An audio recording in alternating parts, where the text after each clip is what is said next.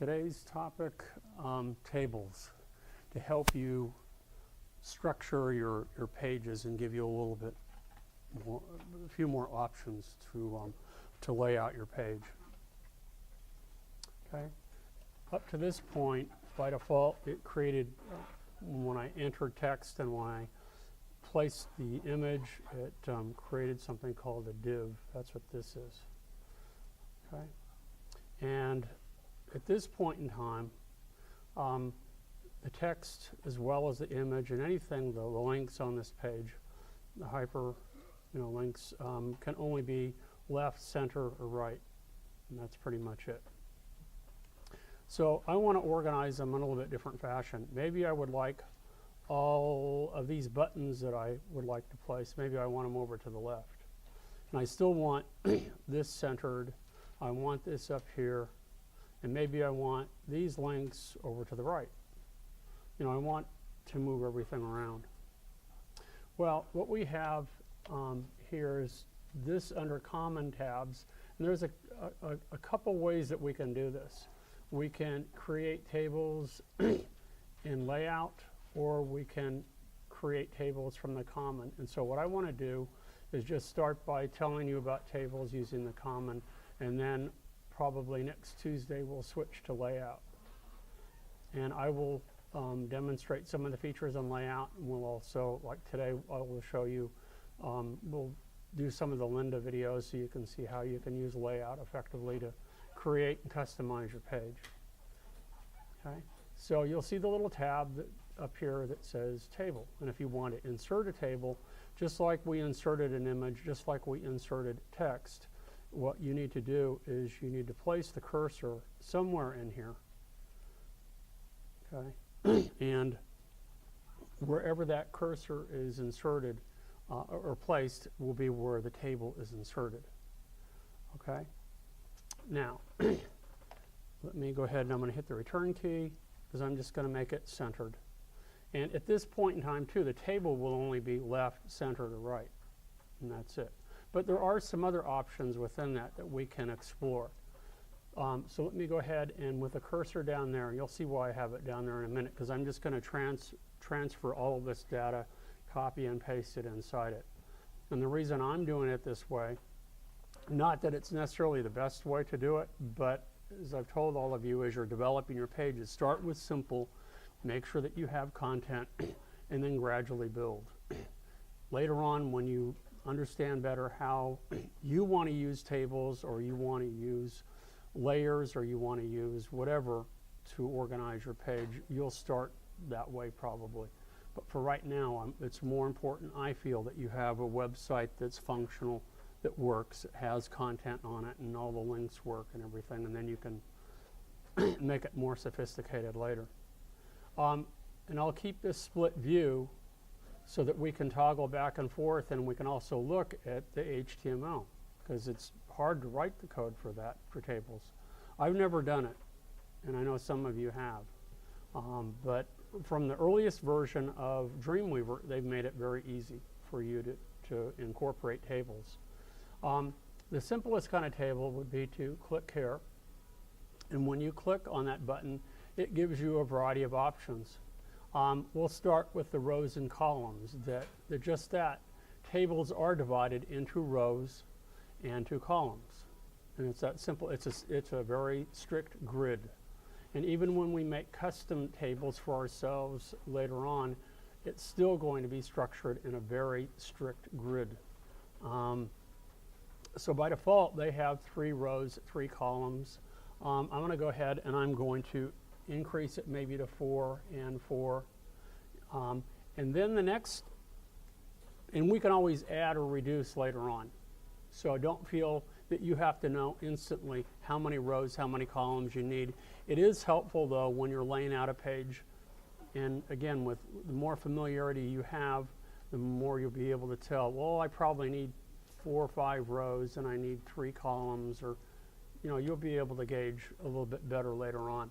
I'm not sure at the moment as I'm talking to you. I haven't thought about it, how many I need here. I'm just guessing, and I might need fewer, I might need more. The next thing it asks is, what do you want the table width to be? And it can be done a couple of different ways, and this is where some of the flexibility comes in with tables. We can specify a specific width in pixels, or we can click here and we can do a percentage.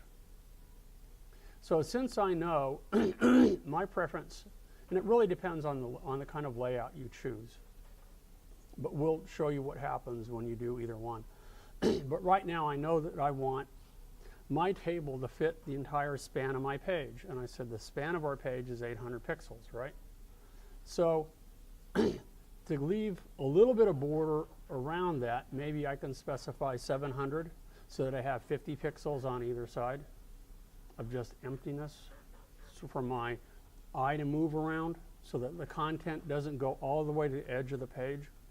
Have you ever been to websites where they've done that, where they haven't used a table, or they have made all of the content flush left or justified, and it goes right to the edge of the browser, and it makes it difficult to read, doesn't it? The reason being is that your eye needs that negative space to be able to, for flow to move around. Okay, you need that negative, some of that negative space, and we sort of talked about that, and some of the things that you need as a part of balance when you're designing a website. You need not only you need content, but you need negative space in there as well for the viewer's eye to move around and through. So I'll specify in here 750, and that or 700 rather, and that should be a pretty good in pixels. I'm going to leave the border thickness at 1 pixel at the moment, and that's the default setting. If you like borders, if you like to see the frame, then you can specify that there. You can also specify how much cell padding and cell spacing you want, and that is how much thickness you give the cells and how much space you put between the cells. That you can control that from here as well from the get-go. For accessibility issues, because in some instances people who are seeing impaired, when that program that they use reads your page and it sees a table, sometimes it's difficult for it to determine how to organize the content in there. So for accessibility, if you want a caption in here, you can put it and say this is, a table of whatever it is, for my resume table or something like that, some brief description, and then you can also put a summary here. You can also specify,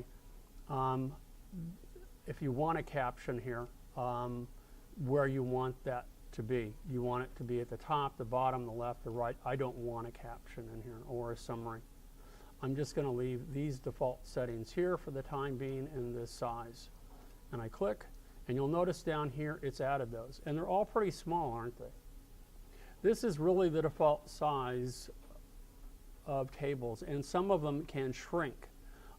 They will shrink even further, that if you don't put content in them, they just shrink to almost nothing. Tables, the analogy I use is that tables are like a pair of spandex pants. What they do is that if there isn't anything in them, they shrink to near nothing. And that includes the cells, and that's what these are, these little squares or rectangles within the table. If there isn't anything in them, they shrink to near nothing. By contrast, they will expand, even though I've specified that I can specify a specific width. If I put content in there that's greater than that, it will expand to fit it. Okay, so for example, probably what I wanted, well, let's do this. I probably didn't need all of this in here, but I'm going to go ahead and as I work through here, I'm going to kind of figure out what I want to do here. Like usual, I'm kind of working on the fly here, deciding what I want, how I want to lay this out. So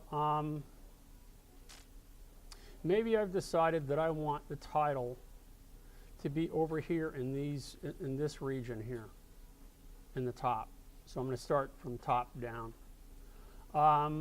So what I can do is I can highlight by clicking and dragging through these 3 cells, and you'll notice at the bottom in the Properties panel that now that I have this table selected, it will show that I have these cells selected, and you can see down here that I can merge these cells together. So by clicking here, notice that I get one single unit. So what I can do is I can take and I can just copy these. I can go ahead and hit Command or delete them. Copy X to cut, then I can click in here and I can hit Command V to paste, and it puts it in there. And notice how it organizes. It's in the upper right-hand corner now. Within the cell, I can specify, do I want this centered, or do I want it justified, or do I want it left, or do I want it right? You still have those minimal settings within a cell. Then maybe what I'll do is I'll decide here that, you know what, I would like to put the photograph here, but I probably need another row because I want a little space between the headline or the title of this and the cell. So I'm going to go ahead and I'm going to select these 4 in the middle and see how those contracted to fit. They stretched over there, that it pushed it over. This gets really annoying when you're working with this. But I'm going to go ahead and eliminate those, and then I'm going to select this and I'm going to cut it, and I'm going to click in here and I'm going to paste it in there. And notice how it stretched to fit, but because there's no content over on the left, it leaves it over there. So it's like, well, whoa, I need something in there to push it over. And I'm going to put the buttons over there. But in a moment, I want to select this, and I decided that I want this centered in here. And what I also want to do, that's good enough. Maybe the alignment default is in the middle of this so that it's clearly always in the middle of this cell.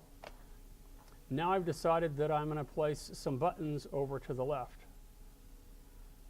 Now you'll notice that I still have 1, 2, 3, 4 cells here.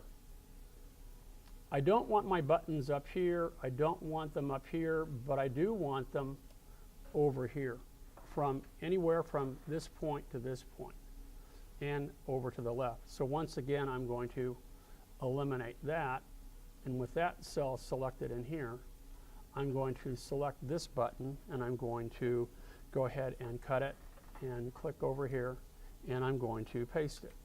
And by putting it in there, notice by putting the content, it pushed it over. Okay, so I'm gradually organizing my page and structuring it based on a grid and using the table as a frame to hold all the pieces in place. Is this making sense to everybody, sort of? Likewise, along the bottom, remember I said, you know, I needed space. I didn't plan clearly enough to put these links down here. So what I can do is, again, I can just select the entire table. And by selecting the I can either select the div, or I can select the table from here, or I can click on the edge of the table and select it. And you'll notice when I select the table as a whole, it tells me how many rows and how many columns I have, and it gives me the width. Okay. I can also, from here, if I want the background color of the table to be different from the rest of my page, I can specify that. So it could very well be that I want the background of my page to be this yellow-orange, but maybe I want the background of the table itself to be white. Maybe I want an image in the background of the table. I can do that as well. So I can either click here to change the background color, and or I can specify a background image to place in the background. Okay, that's not and that's in the background of the table, not in the background of the page. Does that make sense? I can specify over here. I can come back to the link. Let me focus on the links for a moment. And I can specify that I want this to be, hold on, why am I not, Let me deselect. Let me click over here for a minute. Let's click in here. Okay, I want horizontal to be centered. So everything in here is centered. Notice how I'm making minor adjustments within this. And I said I needed to be a place to put my links at the bottom of this, so I select the table. And what I'm going to do is I'm going to go ahead and add a row. So by hitting 5 and hitting the tab key, I will add a row. I can add columns. But when you add rows, it automatically adds it to the bottom. When you add columns, it automatically adds a column to the right. You can't specify, oh, I want a column in the middle, or I want one on the left. It only will add them to the bottom or to the right. So be careful in your planning, because you may have to cut and paste to reorganize it when you do so. So I'll go ahead now and I'll add another one. And then I decided I want all of this centered along the bottom, so I'm going to remove that, and I'm going to copy my links, or cut them I should say, and then click on the bottom, make sure that it's centered, and I'm going to paste them back in here. Okay? So notice how I'm no longer restricted to the simple flush left, centered, and right. I can structure my page based on the grid. And you'll see that if you want this visible, you can. It's telling me the width in pixels. It's giving me a lot of information about this. And I have the grid in the back. I can also go ahead and remove some of these. So I can go back here. Remember I said I had the invoice. I had picture of flower. I'm going to go ahead and copy those. And maybe I'll put those, I don't know where to put those. Where can I put them? Because I maybe want to put the date over here a little bit later. How about if I put them in here, over here? I don't know why. I probably won't want to do this. Let me, I want to show you something else that happens. Let me just copy this or cut this, and I'm going to put them in here. So watch what happens when I paste this. Notice that what happened, that it automatically starts wrapping. Not the music kind of wrap, it wraps around. Okay?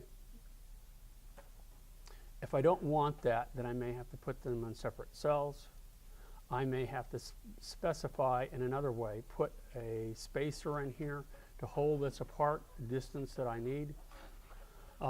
There is a number of things that I can do. But the other thing that it does here, that until I refresh this is, I don't want this pushed way over here. I don't want this kind of distance. So that's not going to work for me either. Let me go ahead and save this, preview it in the browser, and see what it looks like. Because that will be the telltale sign of how this looks. Will the table show? You mean the borders? They will right now.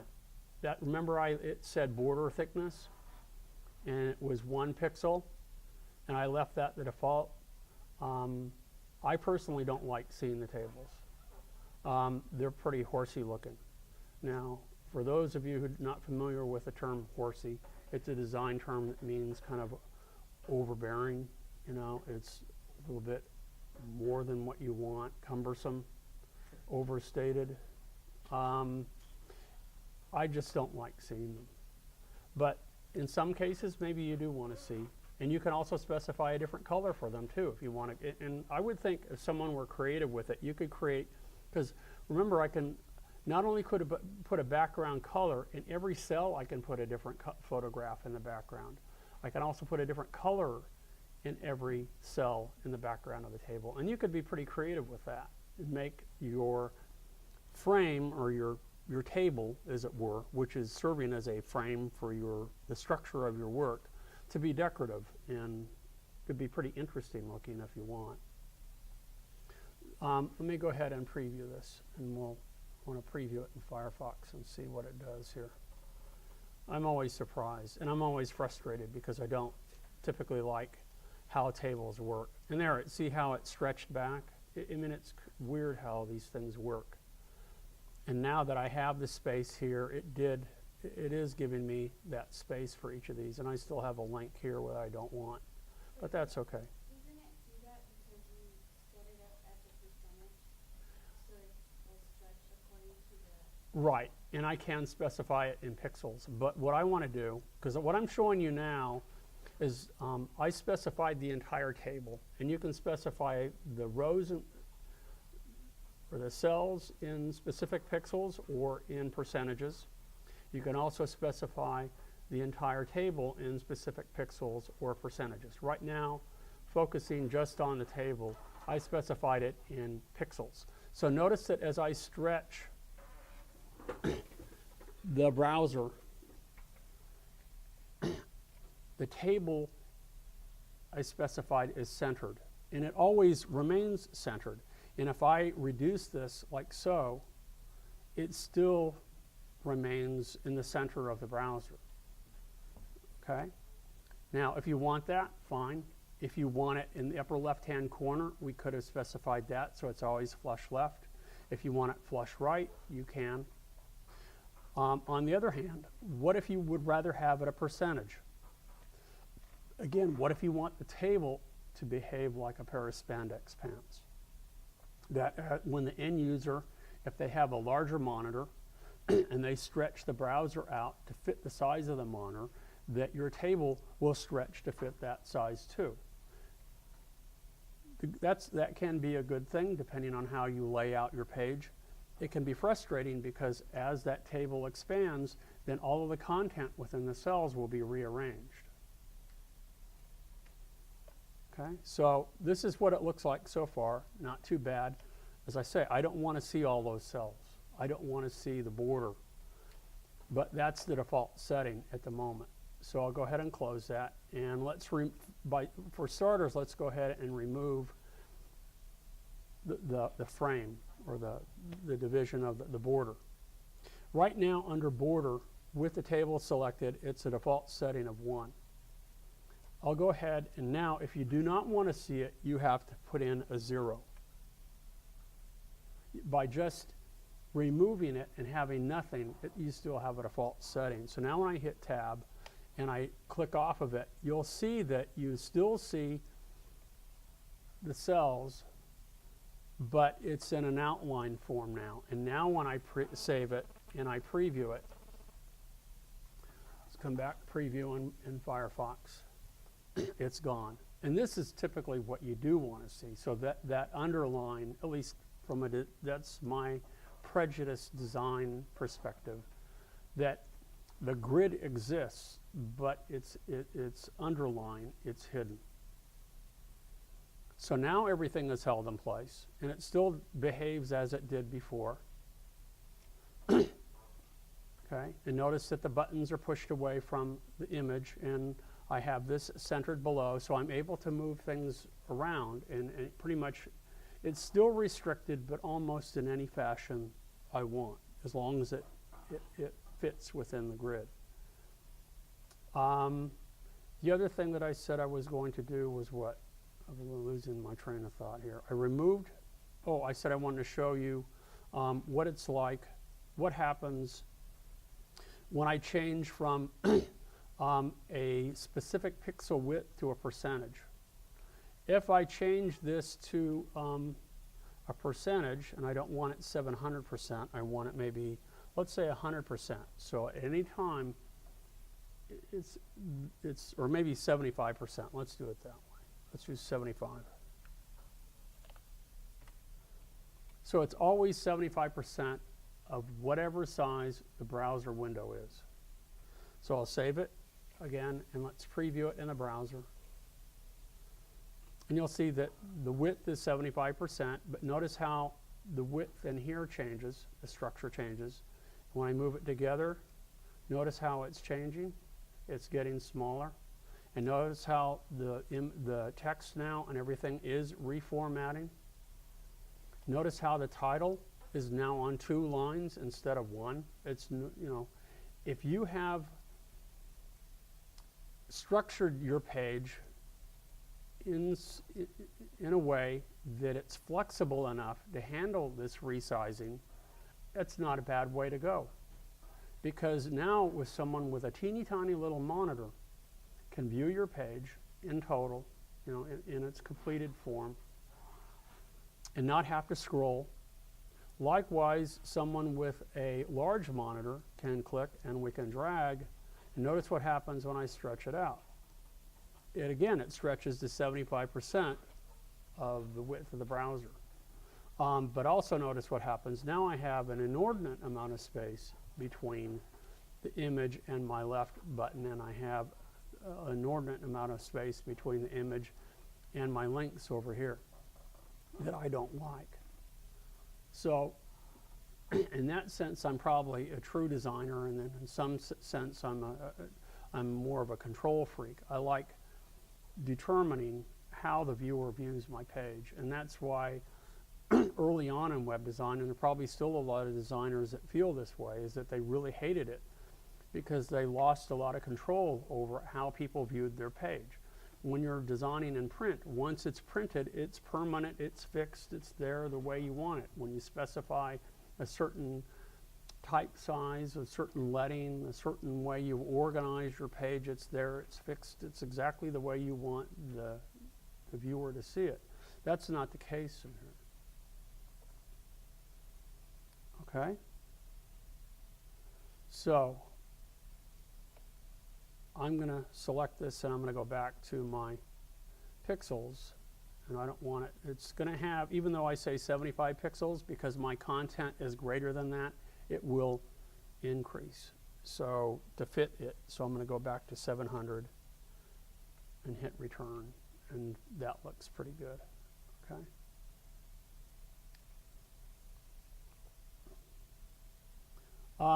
Likewise, if I select, I should also probably explain to you that you'll notice down here, if I click here, it selects the entire table. I can also select within here, if I click in here, I can specify the TR stands for table row. So if I want to select the entire row, I click here and notice how this entire row is selected.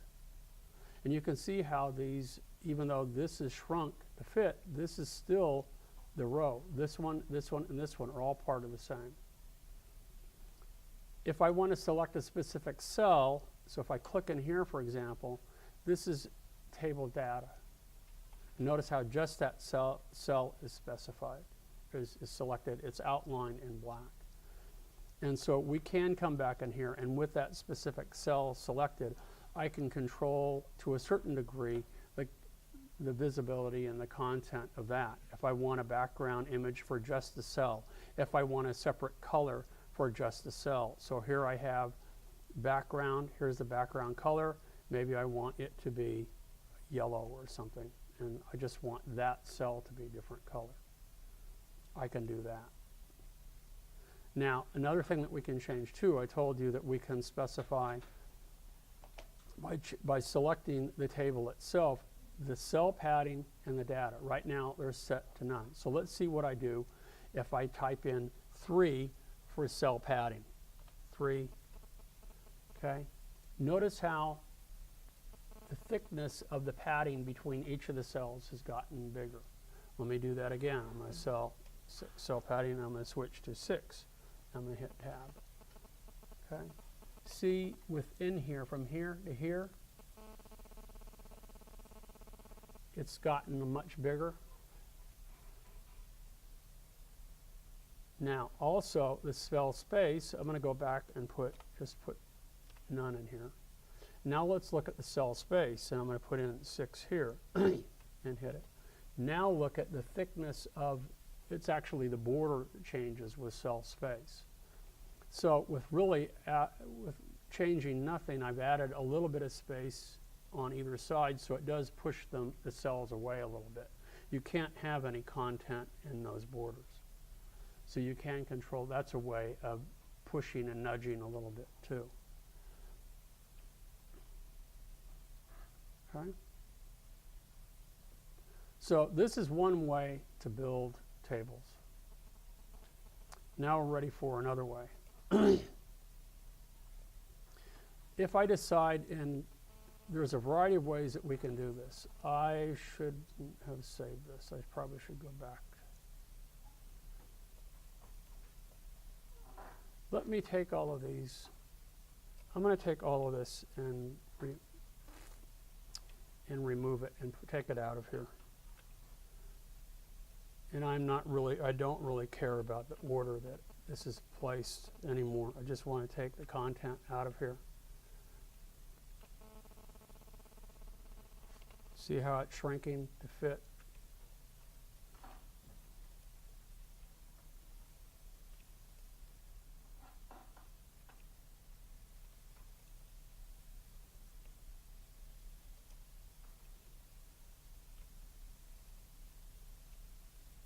You can also nest tables, so if you feel you need greater control, you can put a table within a table. I would not recommend going any further than that, because you could nest a table within a table within a table. Okay, so here's my table, and I'm just going to delete it. No, I'm not. I didn't select the whole table. Let's select table, and that will help me to delete it. There we go. So now it's removed. Okie doke. So maybe I want now absolute control over where I place these things, and I can use the grid behind it to control it. There's also a feature under the page properties. There's something called a wait a minute, let's go to a tracing image that we have available to us. A tracing image is nothing more than an image that we have created in Illustrator, Photoshop, Fireworks, some other program that lays out the page.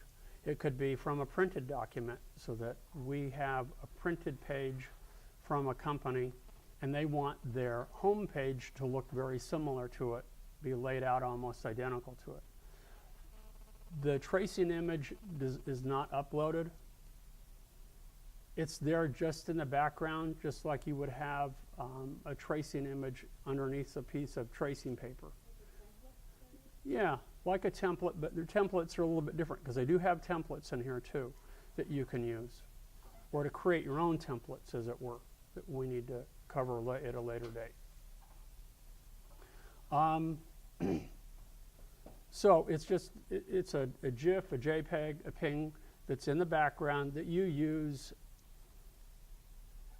for placement, a way of organizing your page. That's all it does.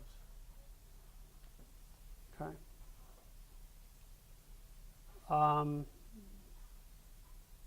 Anyway, what I want to do now is I'm going to use something, they used to be called layers, they're now called divs, to create a table. So I'm going to switch from common to layout, and you see this little, it says draw AP div. Okay, I'm going to go ahead and click here, and I'm just going to click and drag. And when I click on this little button, it allows me to drag it and move it wherever I like. So what I'm going to do is I'm going to copy, like I did before, and cut, and then I'm going to paste it in here. Oh, no, no, no, no, Mr. Bill. Okay, let me go back. Let's select style 1, and I don't like that, so now I can select the content of this and stretch it out so that this fits better what I want. Okay, so I can click on the end, and notice how it's layered on top. And then I can click on the handle and I can move it in place like so. Now what I'm going to do is I'm going to create another div. I'm going to go ahead and click and drag, and I'm going to select the photograph and I'm going to cut it. And I'm going to click on the div inside the content of it, and I'm going to paste it inside there. And I can move this over here like so. Let's go ahead and create another div. Actually, I have this div too that I can get rid of when I'm done. Let's go ahead and create this, select this div button and create another one like so, because I want to put all of these links inside it. So I'm going to cut, click inside it and paste. And again, I can resize this to fit exactly the size of the content. Now I'm making a total mess of this thing, but this is what but that's okay. This is what I want you to see, the beauty of this. Let me go ahead and for this link, I will also make another div. So I'm going to go ahead and click on this, or I still have the tendency to call it layer. I'm going to go ahead and cut this, and I'm going to put this in here. And I'm going to resize it to fit just the size of this one element.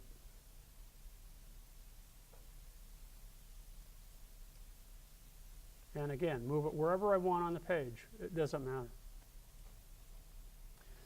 And I'll make one more.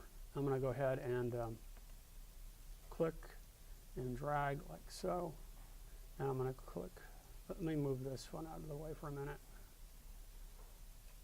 so I can highlight these guys and cut them and click in here and paste them and then resize the the layer, the div, whatever you want to call it, to fit the content. And let's move this in place over here. So I want to show you that I'm creating, I won't say it's entirely random,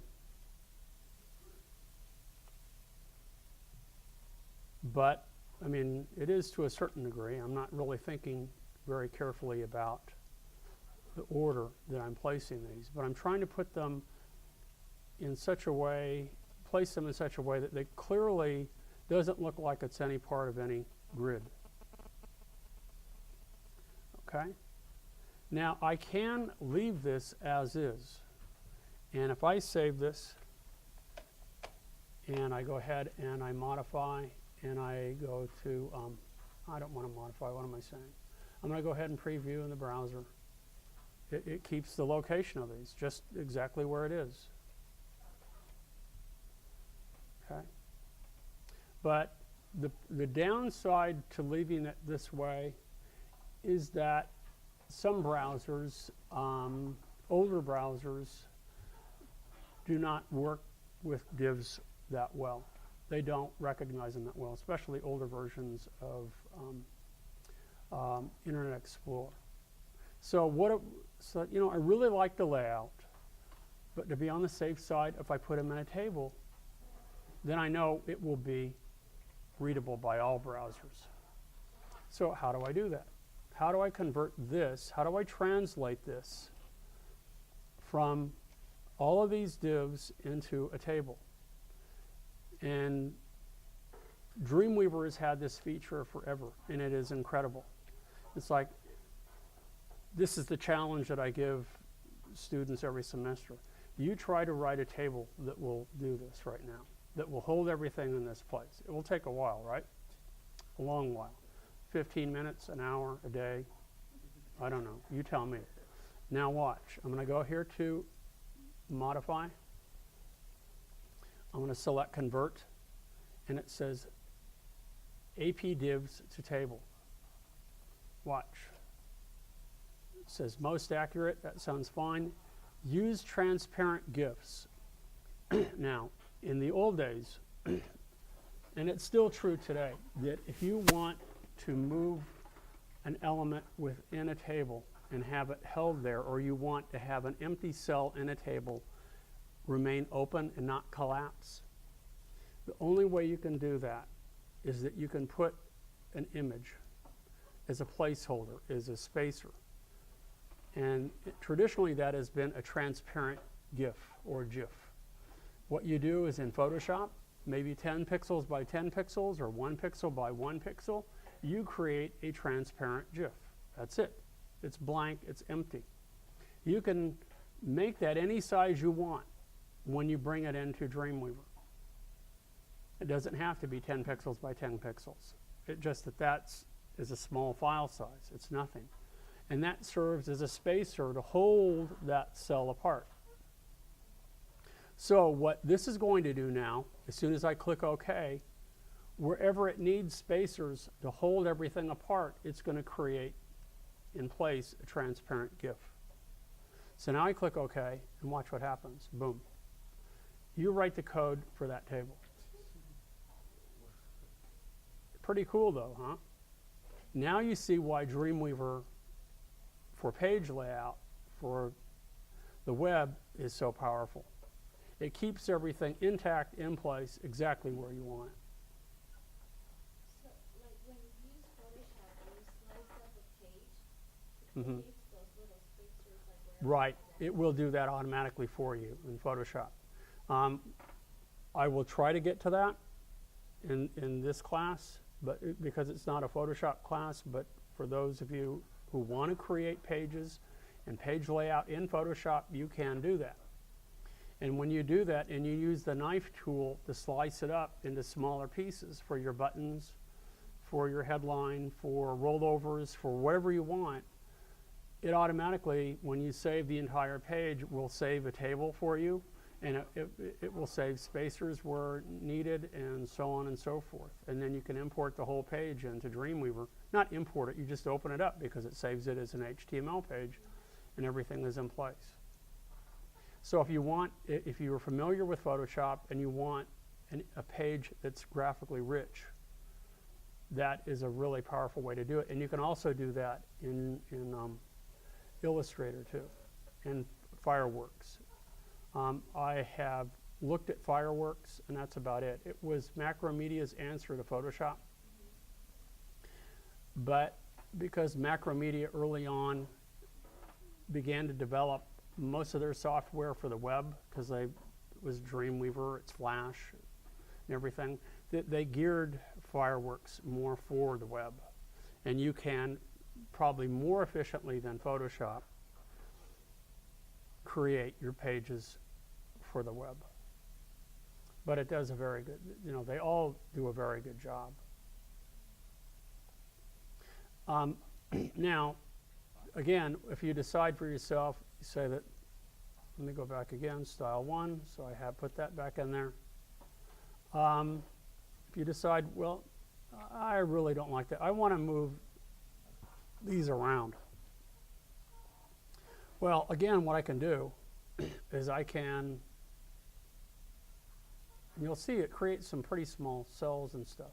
I can convert this table back to divs. So again, I can go to Modify, and I can go to Convert, and I can select what I want to do is I want tables to AP divs. The only problem with this is that you'll see that there's going to be a lot of layers, a lot of divs that are empty, that have no content, because it created more than what you really needed. All you have to do when we're done is we go up to Window, make sure that the divs are visible, and we delete them. And then you start over again with the ones that you need, arrange them in the order that you want, convert it to a table, and you're set. You're done. It's that simple. So now it makes you wonder why you took HTML. Because I'm sure they had you write everything line by line. So, I mean, let's look for a minute. That's one thing that I have failed to do, is that with the table selected, everything in blue is what you see, what you would have to do. All of this TD, table data, this is what you'd have to do to write this. Now, just to copy it would be a pain, meaning if you had to write it and type it in line by line, let alone figure out how you would have to structure that. It's a nightmare. And this, as long as I can remember, maybe it wasn't in version 1, but maybe at least in version 3, I think. So it's been around a long time. And it's not talked about that much, but I think it's a really cool feature. Very cool. So it gives you, what this allows you to do, and I don't have an image for you, but I can open one. There's one in the textbook that you can look at from the chapter on tables. And you can look at the background image that he has. And it's simply just a plain old image that you've created in Photoshop or Illustrator or Fireworks. And you put it in there as a tracing image. And then you save all of the elements that you've cut up, and then put each one element in a different div, and then move it where you want it, and you try to match it to the background, and then you collapse it to a table and you're set. It's done. Very efficient way to work. Very, very efficient way to work. Yes? What's the tool that you would use in Illustrator to lay out the page? Well, in both Illustrator and Photoshop, they have what is called the knife tool. And when you're done, you just lay it out the way you want it. And then you use the knife tool to slice it up into smaller parts. And again, the way you slice it up, if you want the headline to be a separate element, if you want your navigation buttons to be a separate element, when it cuts it, it's similar to the table in that it cuts it all the way through and it creates a table for you. You can't just cut it partially through. Tables follow a very strict grid.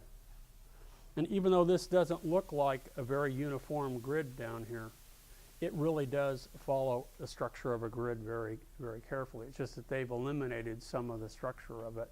As I was selecting multiple cells and removing them, that doesn't remove the structure of the grid.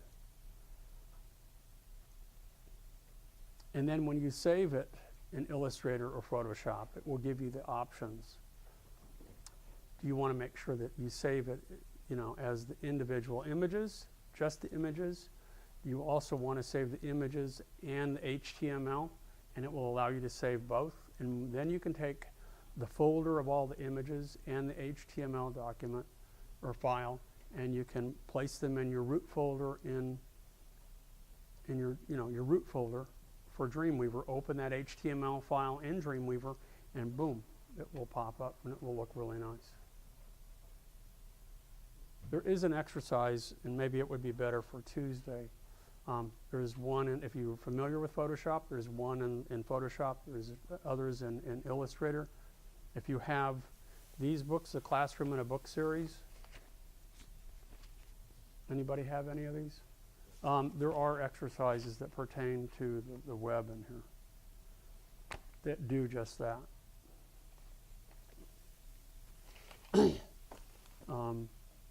Question, Cindy?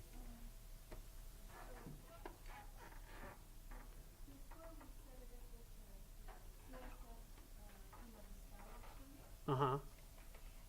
You mean to lay out the page with CSS? Or you'd usually use one or the other, meaning if you're laying out the page, not the type. Meaning you can control the type with CSS, and that's a separate issue. Yes, you can lay out an entire page. If you look at the pages that were in the CSS Zen Garden, they did not use any tables. So What's better? yeah, how do you decide which one I think for us, for a basic website, to use a table and use CSS to structure your type is probably the best way to do it. You're going to spend so much time using the CSS to lay out a page for a single page that it's going to take you forever. It works really well if you plan on using that to lay out multiple pages, or to use the very same structure but for a page and continually change the content. That works well, but for us, no. That's just my opinion, but I think it takes too much work myself. It is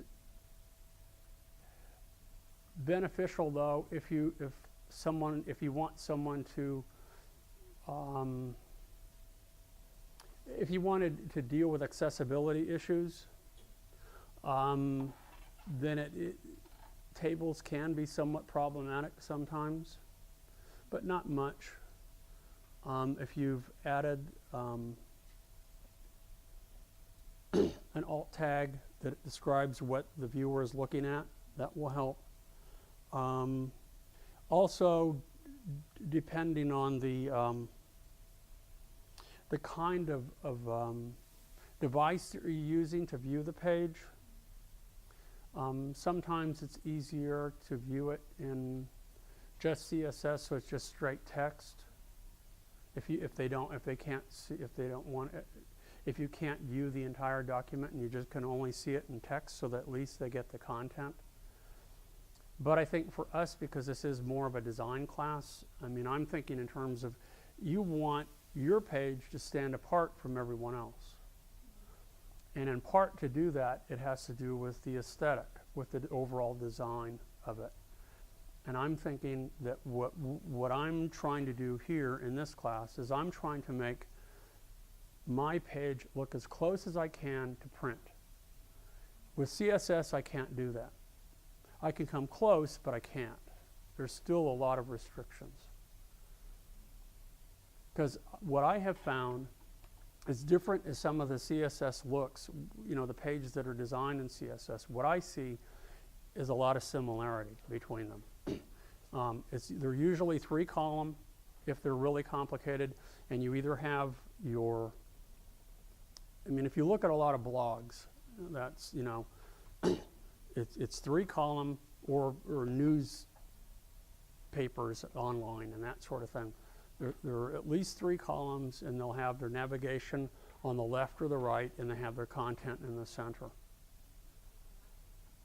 You know, and that's it. That's how the whole thing is structured.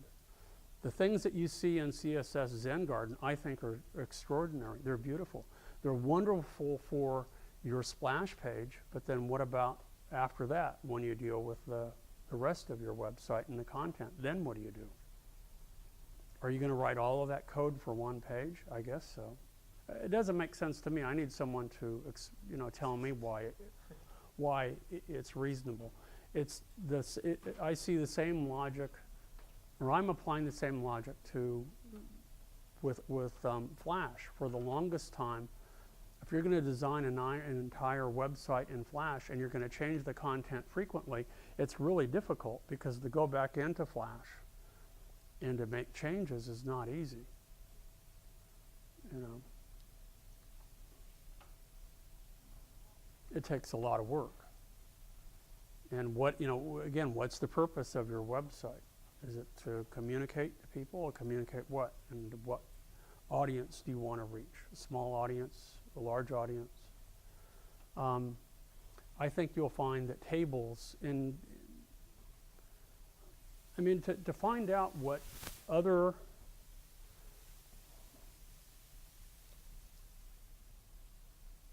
websites are doing, you want me to show you how you can do some of that?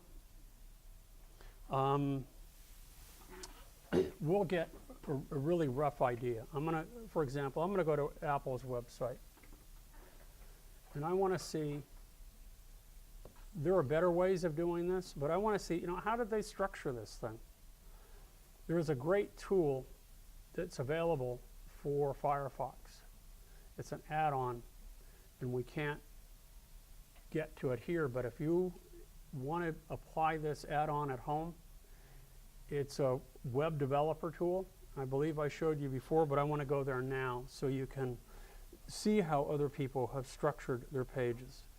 So let me go to kmartin66.com. Let's go to Kirk's classes. Let's click on handouts. And you'll see here Firefox add-ons under tools.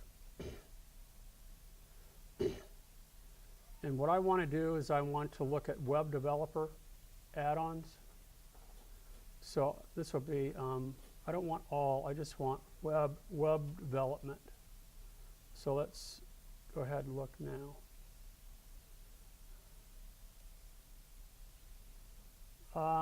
Add block, no, user, this one right here.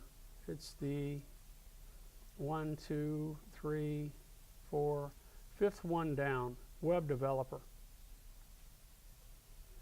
When you're done, you can look on my laptop and see what I've added. And it adds it right along the top here. And there's lots of tools that you have to actually view the CSS, edit CSS, turn images on and off, turn CSS on and off. There are just a whole slew of tools along here that allow you as a web developer to look at other people's websites and to see how they have structured them, as well as control your own. They're really, really pretty nifty.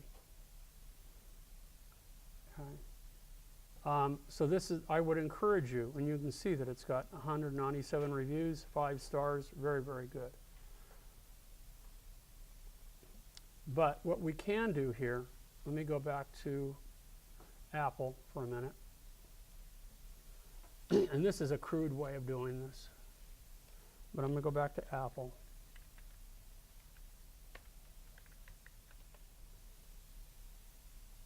Okay, I didn't want to see that, but that's okay. I mean, let's see what we have here.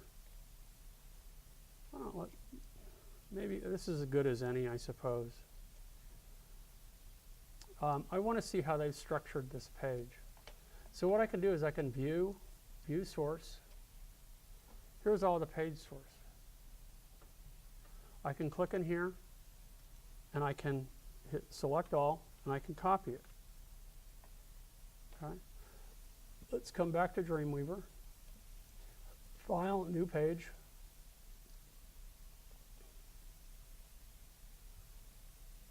Just want a basic HTML page for right now, which may or may not be right. And now I'm going to come into the code, and I'm going to select all. Just click in here once, select all, and then I'm going to do edit, and I'm going to select paste. Now I come down here. It's going to take a moment to see what we're getting here. And what I'm doing is that I'm seeing this structured without CSS. So they have used a lot of cascading style sheets to organize this. So I would have to, and if I were using that feature in Firefox, that add-on, I could copy their cascading style sheet that's organizing it, and I could apply that, and you would see it all fit and be structured in there. But you can see, are they using tables or are they not? I mean, let me go ahead and delete this page, and let's create another one, a new blank one, and new HTML, create. And again, not to say that my pages or my websites are the end all and be all, but let's go to mine for a minute. Let's go to Kmart 66. But I'm going to a specific one. I'm going to, for example, let's go to my resume for a minute, and you'll see what I'm doing here. You know, I mean, how did I put this together? How did I structure this thing? And I like to, for me to hold all this apart, I use tables. So again, I'm going to go to, I can't do that from here, but let me go ahead and view source, and you'll see what happens. This is protected by me using a GoDaddy account, so people can't download it. Do I care? No. If people take it, I really don't care. It's one of the things that they've done. But I can go to a different one, and I can get it. So I'm going to put home.earthlink.net tilde or tilde, whatever it is. Anybody know? Tilde, Kmart 66. So that I have that, and let's go back to resume. So you see that this is what I'm looking at. It's the same thing, but it's not being blocked by GoDaddy anymore. It's not being rerouted. So again, now when I go to view and I go to view source, now you see it all. So now I'll click in here anywhere just to get the cursor, select all, copy, and we'll go back to Dreamweaver. and I'm going to click in here, select all, and then I'm going to paste to replace all of that. Now I click in here, and you see how it brings everything in. The only thing it doesn't bring in is you see that I had a background image. But you can see that the text has changed. Why is the text changed? Because I had a cascading style sheet that formatted it. So if I had that add-on, that tool that downloaded my cascading style sheet as well, then I could copy that and I can apply it and I could see exactly how this is structured. You can see here's the table that I used to organize everything. This is an old one. This is not the current one. I don't have an image in here anymore. But this is still kind of lying around. It's kind of in the... And you can see that I use these image maps on here, stuff, for my links. This is old. I don't use any of this anymore. I do use the table though. You know, down to the background color, what I've used. So it is a crude way of doing that. But you can reverse engineer and see what other people have done, which is, I find, quite useful. Okay?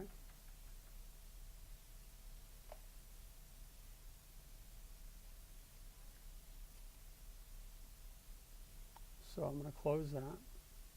Don't save. I'm back here. I don't want that, and I don't want this anymore.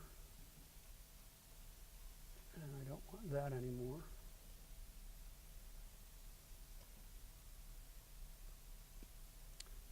So these are some basic ways of making tables and what they do. There are more things to know about tables that you can, within them, you can, if you want to use a table to create a list, and for example, that you are going to have a product, a list of products, and you wanted to have in one column you wanted prices, and in the other one the name of the product, and another column you wanted a picture of the product, and you can set it up so that it organizes them based on price or based on alphabetical order or numerically or a number of ways that tables can have a lot of function. You know, the traditional function, the way you would think if on a spreadsheet, the way a spreadsheet would work in Excel or something.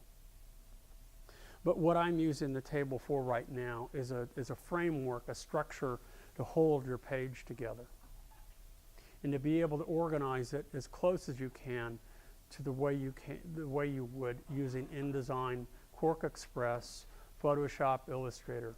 It's not exactly the same, and as I said, where it gets very frustrating is that when you start to use it, and as I said, it's like spandex pants. Things stretch and contract and do all kinds of weird things that you don't want them to do. So my recommendation is that if you feel comfortable with Illustrator or Photoshop, or even if you don't, that's okay. For each individual element, you know, structure, create a div for it and move it in a position that you want it, and then collapse it to a table, and you're set. In order to make it look elegant, you are going to have to be very careful though about where you place it. You know, try to look at the pixels, you know, that it's 100 pixels over, or it's 50 pixels down, or whatever, because it will lock it in to that exact place. And to keep it structured in a nice, symmetrical, elegant grid, you're going to want to make sure that you do, you know, if you want things to line up nicely, that you're going to want them to be the same pixels over, the same number of pixels down, and that sort of thing. Not just, well, sort of random. You can have it snap to the grid in here, but we can go to View, and we can go to Grid, Show Grid, and then we can also, when we're using the divs, what I didn't do is I said that we could go back and we could remove this. And I did this before, but I want you to see all the extra layers or the divs that we don't want. So I'll go back to Modify, Convert, and I want tables to divs. and prevent overlap, show AP elements panel, show grid, snap to grid turned on, which would be nice. Okay, see all of them that I have now? I have 20 of them. Now if I select any one of these, you can see which ones, and they're really the ones at the bottom here.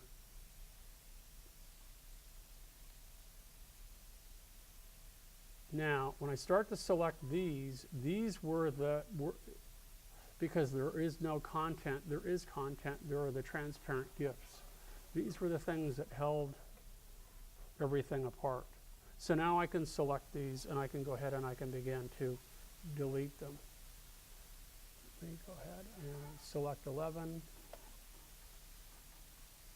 And I want to, why can't I delete it? Where is it? Probably down near the bottom. There it is. See this one? And delete it. Just start taking all of these down here that are empty, selecting them, and deleting them. See how they're gradually going away? So this is the one thing that is a bit of a nuisance. It doesn't take you that long to do though. Don't want that.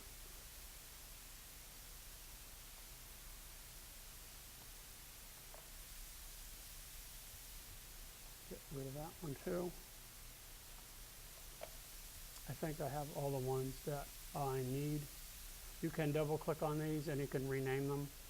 You know, these are my hyperlinks. This is my image. This is that. So you can name them. But as you can see, now you'll feel it, sort of feel it, that it's snapping to the grid, and that will help you align it. You can also look from left and from top. Notice that it's 100 pixels over and it's 300 pixels down. So if I wanted this one to also be 100 pixels over, I can use the snap feature and look down and see that it's 100 pixels over, and this one is 150 pixels down, to make sure that it does follow the structure of a grid pretty closely. And then when I have my layout done and I'm happy with it, collapse it to a table again, and it will be in a very strict sense, it will be, fixed like it would on a page, like glued into place.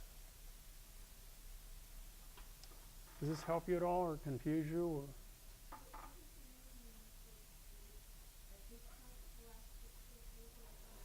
Well, yeah, I would not leave them as divs. I would collapse it to a table. I would come up here and modify, and I would use convert, and I would say AP divs to table. I would turn this into a table. Yes, it automatically adds them. Because I don't know, it puts them in there automatically as needed. I don't know where it's going to need them, where I need to put them. Because I'm rearranging my page layout now, and it determines where it needs them, which is really a nice feature.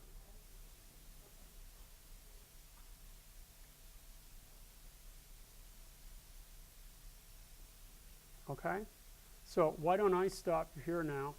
We take a little break, or you can continue to work, and maybe in 10-15 minutes we can watch some videos from lynda.com on the same subject on tables, and I'm sure he'll have a few more things to add. Maybe that we can watch a little video on him using a tracing image, things like that, because they're really very easy to use. And then next Tuesday I want to continue with this a little bit, but instead of working with the common and the limited divs that I have in layout, switch to layout mode and show you how you can create cells and tables and everything in layout as opposed to doing it this way.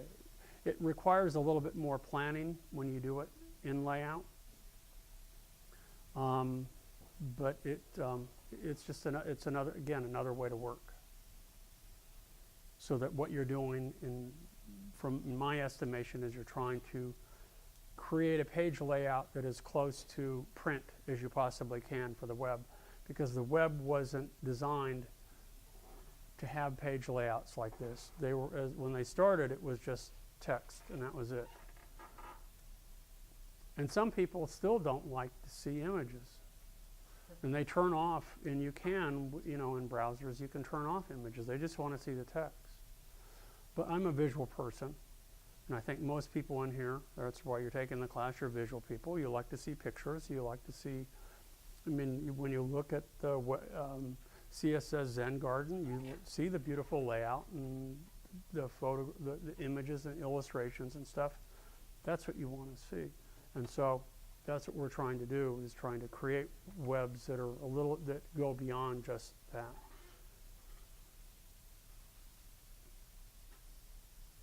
Okay? Okey-doke. So let me turn off the video. We can take about a 10-minute break, and then I'll start to show some Linda CDs.